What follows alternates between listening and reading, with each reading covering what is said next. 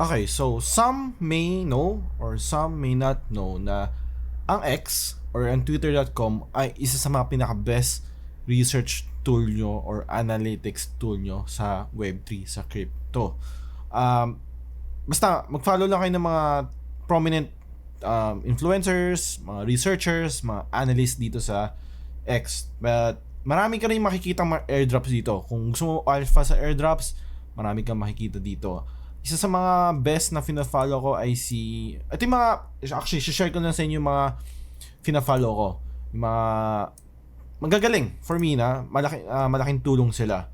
Hanapin lang natin. So, ito yung mga fina-follow ko sa ngayon eh.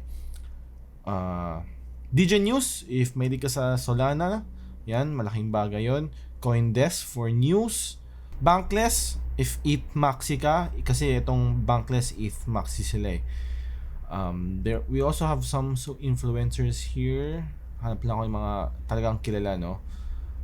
If fan ka ng Arbitrum, make sure follow ko yung Arbitrum. Blockworks for news also. Sui Near. We also have Binance, of course. Hindi mawawala ang Binance. Hindi ko mahanap yung iba. Or matagal lang sila.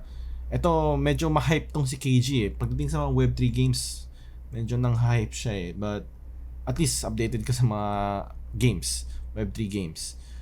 Hindi ko mahanap yung iba. Meron ako yung nahanap eh.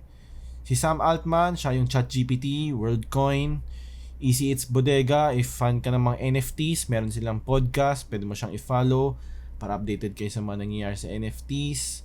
Hanapin na si Woo Blockchain. Ito napakalaking tulong to si Woo Blockchain. So ito mas urgent news. Kumbaga, kung nanood ka ng NBA, siya si Adrian Wojnarowski ng Web3.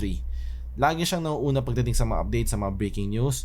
Also you also have Zach XBT. So siya parang detective dito sa Web3. So if meron kang ayaw na scammer or red flag na project, kino-call out niya. Marami siyang kino-call out. So very helpful din yan si Zach XBT. Or kung gusto nyo, punta na yung profile ko, archilim.eth, then check nyo sino mga fina-follow ko. Marami kayong makikita doon. Again, sinabi ko kayo na ito yung pinaka-best free analytics research tool mo pagdating sa Web3. Pero syempre, marami din mga scammers dito sa X, no? Dahil na sa mga ads. May mga feed kasi dyan na nagalabas na ads sila, sasabihin nila MetaMask. Usually, ang pinaka-strategy ng mga scammers is airdrop.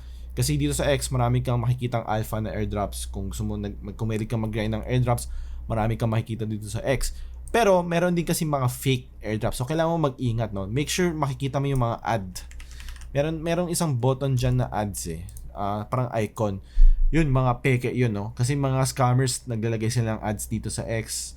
Hoping na mayroon silang mabait na users, investors. So, ingat kayo dun. So, make sure double check nyo lagi yung mga links. Ingat kayo sa mga phishing sites. Preferably, ma-recommend ko is mag-hardware wallet kayo just in case ma-phishing ka, I think di ka ata masyado matatamaan sa mga ganun, no? Kasi kailangan nila yung hardware wallet mo para makapag-push through ng transaction. But, kung ikaw sarili nagpipindot ng mga transaction, then talagang madidrain ka, no? May possibility na madrain ka. Wala akong makitang ads dito, no? But, for sure, pag nag-explore ka ng X, may makikita kang mga ads, MetaMask airdrop, Layer 0 airdrop, yung mga upcoming airdrops, yun yung madalas na scam nila. Or bagong listing, ganyan, or bagong free NFT, free mint, mga ganyan. So, ingat kayo. Ito yung isa sa mga free analytics research tool na pwede mong napakalaking tulong.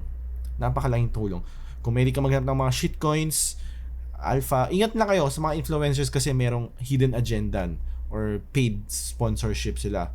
Lalo na yung mga threads, makikita mo may mga influencers dito na gumagawa ng mga threads, tuloy-tuloy yung posting niya, mga iba doon is sponsored. So, ingat kayo din. So, kailangan nyo pumili ng mga influencers na fina-follow nyo dito sa X. Kasi, again, may mga hidden agenda, paid sponsorship sila, and baka possible na pwede kayong gawing exit liquidity.